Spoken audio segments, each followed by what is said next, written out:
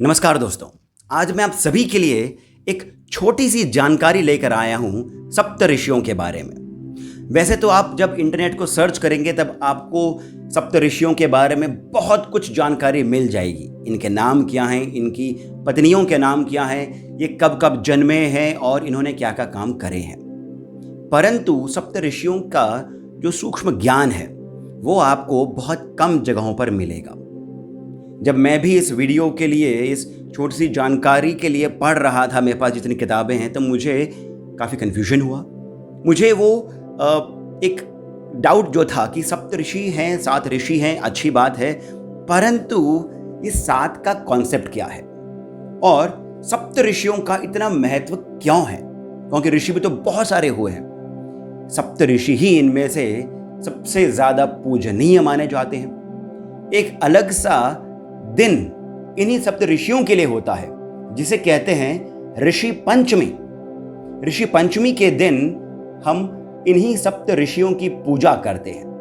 तो यहाँ पर बात आती है 2 चीज़ों को समझने की। एक, हमारी संस्कृति में नंबर्स का, संख्या का बहुत महत्व है, तो उसके अंदर 7 जो अंक है, जो 7 की संख्या है, उसका मतलब क्या है, और दूसरा ऋषि कौन होते हैं।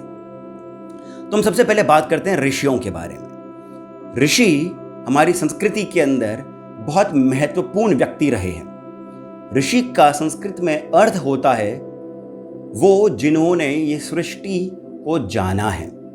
इसका जो धातु है वो है ऋक, और यहीं से ऋग्वेद भी आता है। ऋक वो हुआ जो कि दृष्टा है।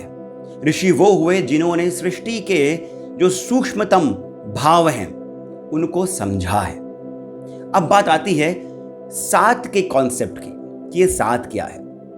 आप सभी को जान करके हैरानी हो जाएगी कि 7 जो है ये बहुत महत्वपूर्ण है, ना ही केवल कॉस्मिक लेवल पर, बट हमारे शारीरिक लेवल पर भी, भौतिक लेवल पर भी।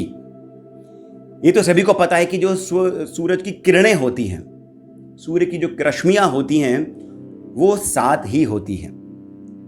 ठीक है, सूर्यदेव का जो रथ है वो भी 7 घोड़े खींचते हैं।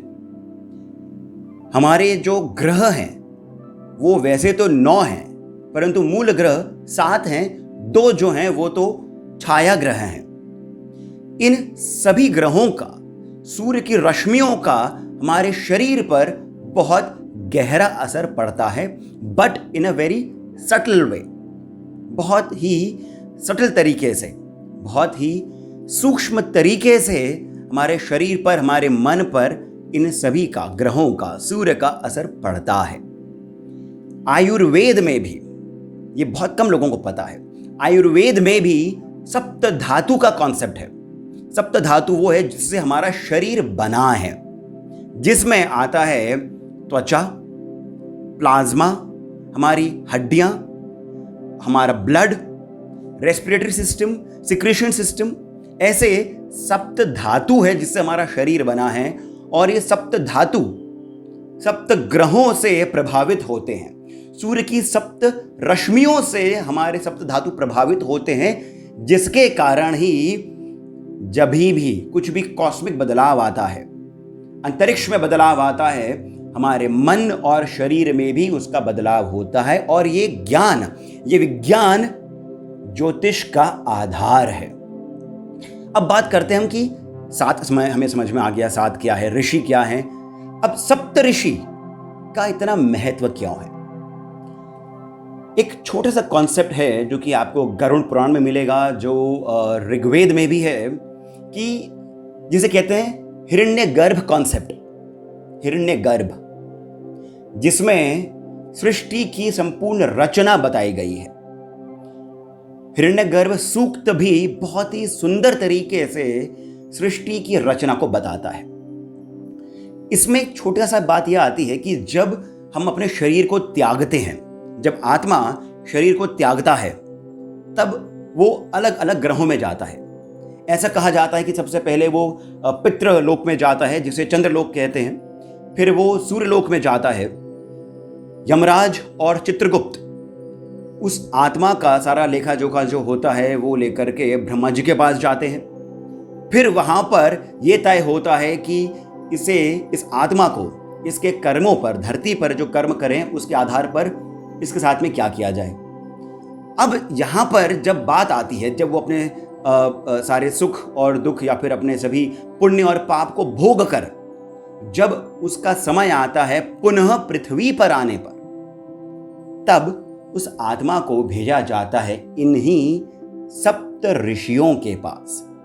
ये सप्त ऋषि उस आत्मा को पुनः चार्ज करते हैं। जी हाँ, ये सप्त ऋषि उस आत्मा को रिचार्ज करते हैं, क्योंकि ये हमारे धर्म में, हमारी संस्कृति में ये मान्यता है, जो कि वैज्ञानिक भी है, कि हम जब जब जन्म लेते हैं हम तब अपनी आत्मा को एक और अपॉर्चुनिटी देते हैं, एक और मौका देते हैं कि वो ब्रह्म तत्व को प्राप्त कर सके। आपने पिछले जन्म में जो भी कर्म करे होंगे, आपके इस जन्म में, नए जन्म में आपके पास वो पूरी सुविधा होती है, अपॉर्चुनिटी होती है कि आप ब्रह्म तत्व को प्राप्त कर सकें।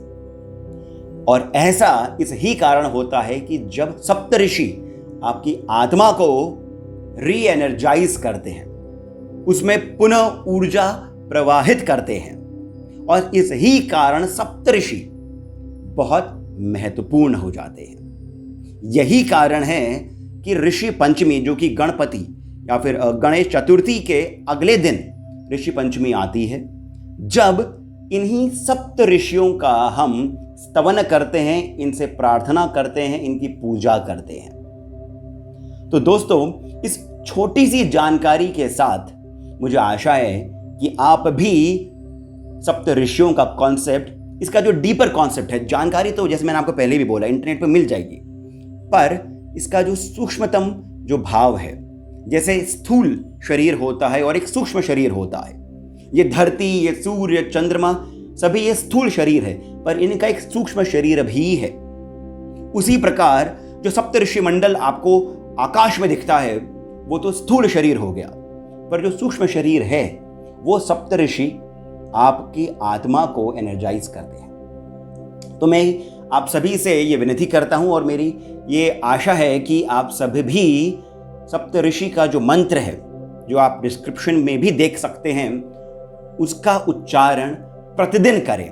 ऐसी मान्यता है कि ऋषि पंचमी के दिन से ही आप इसके उच्चारण का की शुरुआत कर सकते हैं, और सप्तऋषि का जो मंत्र है ये अत्यधिक प्रभावशाली है। धर्म, अर्थ, काम, मोक्ष सभी कुछ ये सप्तऋषि मंत्र प्रदान करता है। बहुत ही कम लोगों को इस बात की जानकारी है, पर आशा है कि आपको चूंकि ये जानकारी मिल चुकी है, आप इसका लाभ उठाएंगे और साथ ही साथ आप हमारी इस अद्भुत भारतीय संस्कृति पर और अधिक गर्व करेंगे। छोटी सी विनती और करता हूं कि आप ये जानकारी अधिक से अधिक लोगों को दीजिए, क्योंकि सप्तऋषि के बारे में हमारा जो कॉन्सेप्ट है वो बहुत गहरा है, गूढ़ होते हुए भी बहुत सिंपल तरीके से हमको बताया गया है। ऋग्वेद में जो ऐसा कॉन्सेप्ट है, हिरण्यगर्भ सूक्त में जो ऐसा कॉन्सेप्ट है, वही पुराणों के अंदर कथाओं के माध्यम से निकल करके आता है।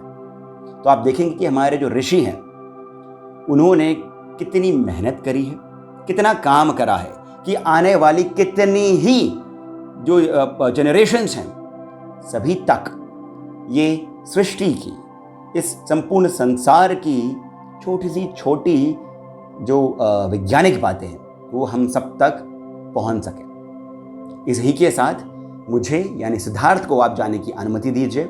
यदि आपको ये वीडियो, ये जानकारी अच्छी लगी है तो आप कृपया करके हमें कमेंट करके बताएं। इस वीडियो को लाइक करें, शेयर करें, और यदि हो सके तो अपना श्री सहयोग भी प्रदान करें। धन्यवाद। A DC where stories begin.